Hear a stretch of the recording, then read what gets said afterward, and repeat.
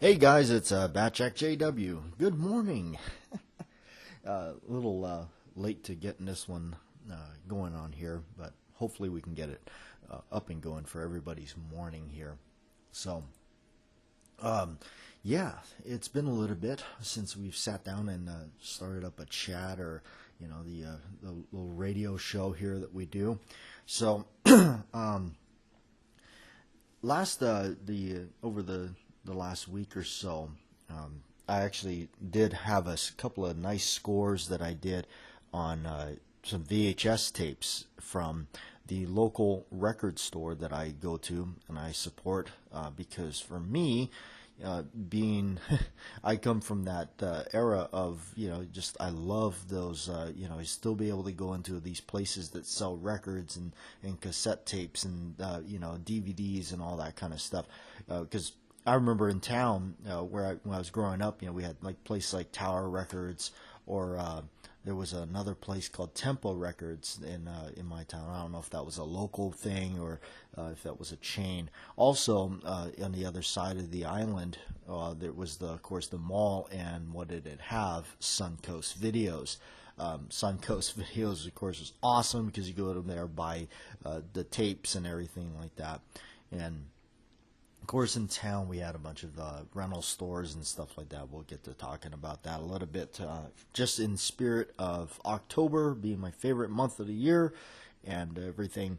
So I cut a couple scores. I was at the record store and they had a bunch of horror VHS tapes out, and I happened to pick up a couple of them. One that I showed in the video was a copy of the Texas Chainsaw Massacre.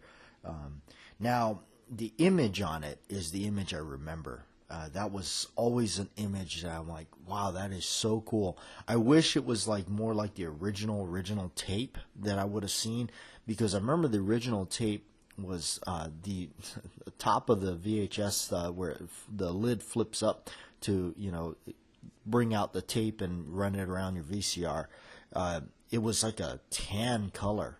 It was a very old tape. I remember when we rented that from Blockbuster, I think we rented it from, and I just remember that. I wish that was like it, but it's not. It's a different copy of it. It's probably a newer run of it, but it still has the same image on the front. So that's why I bought it, because it just that image really reminded me of just that time, and I knew if I didn't grab it, it was just gonna kick myself. But the other tape I did wind up getting, which is an older copy, which is Nightmare on Elm Street 2, because that is the same cover image I remember, seeing when in the stores, and that's what it is for me. It's those memories, and for me, that's what it was about horror. Because growing up with the videotape era and all that, it was just something special. For some reason, the horror always grabbed me and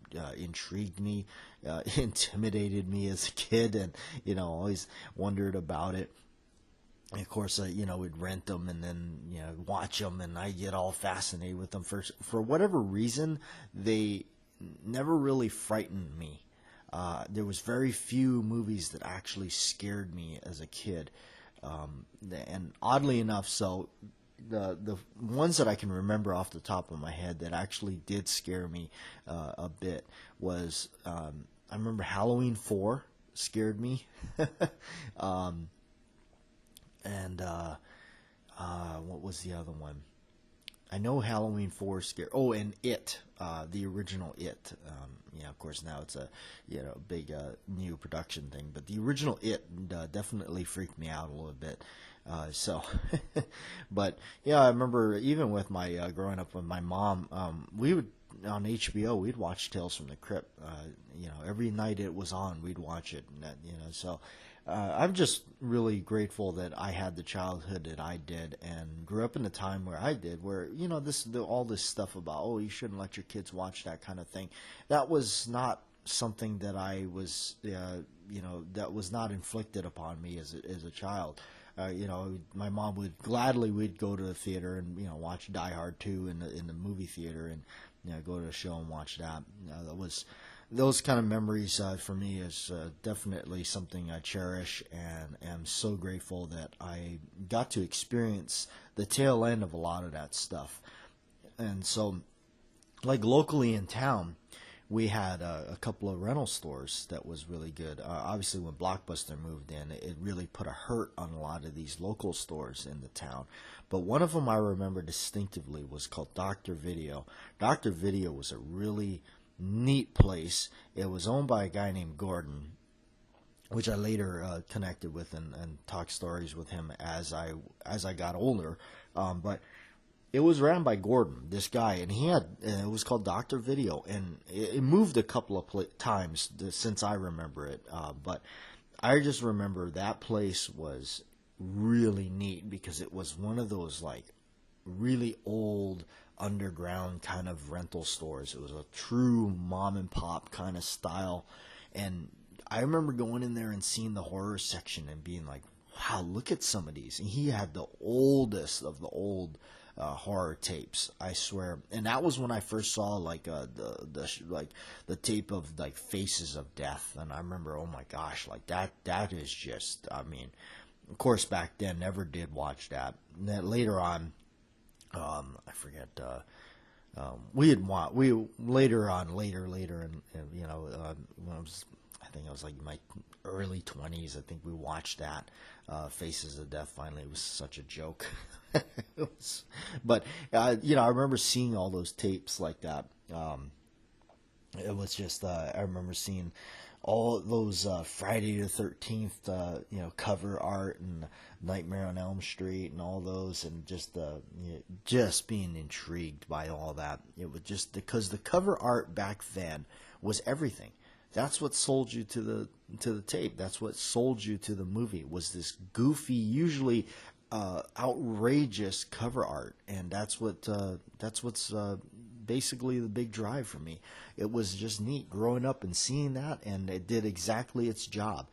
Back then, it was okay. Let's make like you know, let's just make this crazy looking, intriguing cover art, and it'll make somebody want to rent it, even though it's a really bad movie.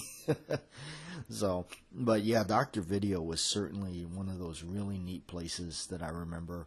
I would remember going there, scouring through their bin of for sale stuff, and I remember my dad pulling out this tape one time, and he's like, "Check this out! Look at this."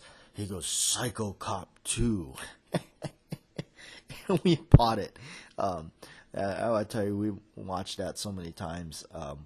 But just oddball stuff like that existed, you know, during time. I remember finding my very first copy of Soylent Green on videotape, and that was really neat because I wish I would have kept that, because the way that one was, it was a big box tape, and some of those are different.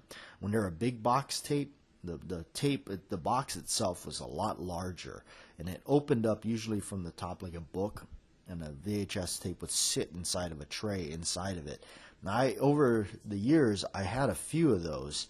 My copy of Dog Day Afternoon was like that. It was a big old box tape. It was actually, Dog Day Afternoon was a bigger tape box than the usual stuff.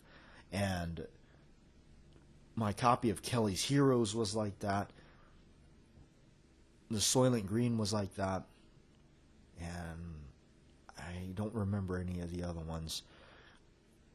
But I did have a few of those that were quite interesting. That was like that. It was a big box, and so the other place that was odd enough that carried the most, the biggest, one of the biggest collections of oddball horror stuff was the grocery store.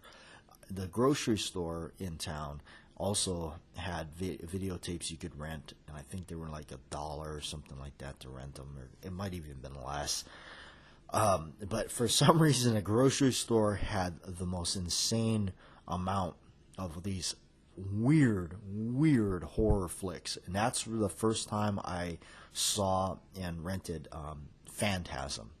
And those of you that have been around and know me a little bit, Phantasm is one of my favorite horror franchise movies.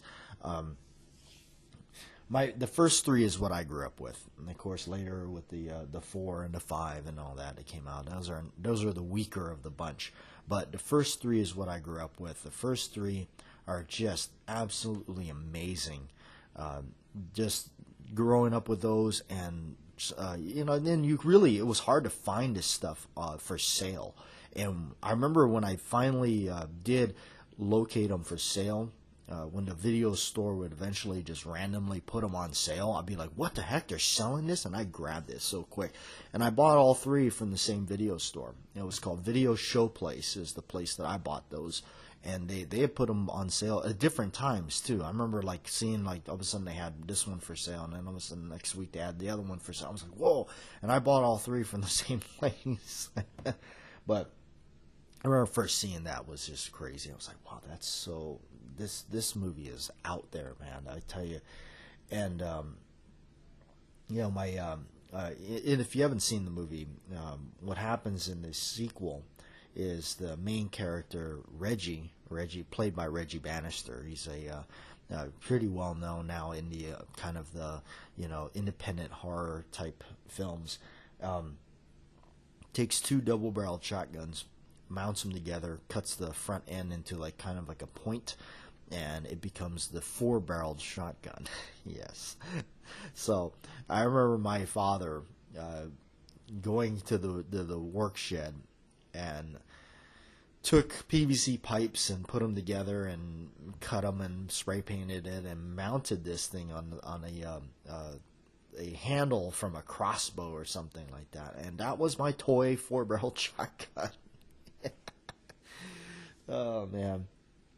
I'd run around the house playing with that.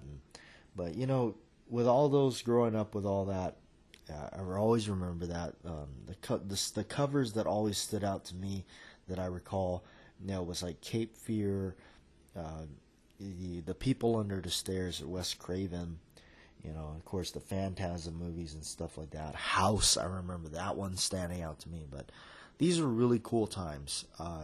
I'm just really grateful, and I say that a lot because I truly am grateful that that was my growing up. That was my childhood, and I really do feel like I was really blessed because I got to experience the last of that kind of thing. I just wouldn't have it any other way. Would have, I think that a lot of the youth now, it's just, being born in the 90s to me would have been boring. I'm just, it's like, man, that just sucks. They didn't get to experience any of this. And I'm glad I did because, just growing up and seeing that and getting to go to the theater and the show to go see a lot of these really cool movies like Die Hard 2 and all that. I mean, just getting to go see all that stuff in the theater with my parents was just, those are special moments for me. I will remember them till the day I die.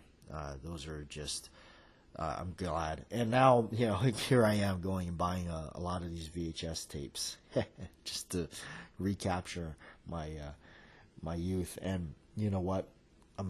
I think, for October, I'm going to fire up the VCR and we're going to watch, some of these on video, just on tape, just to enjoy it.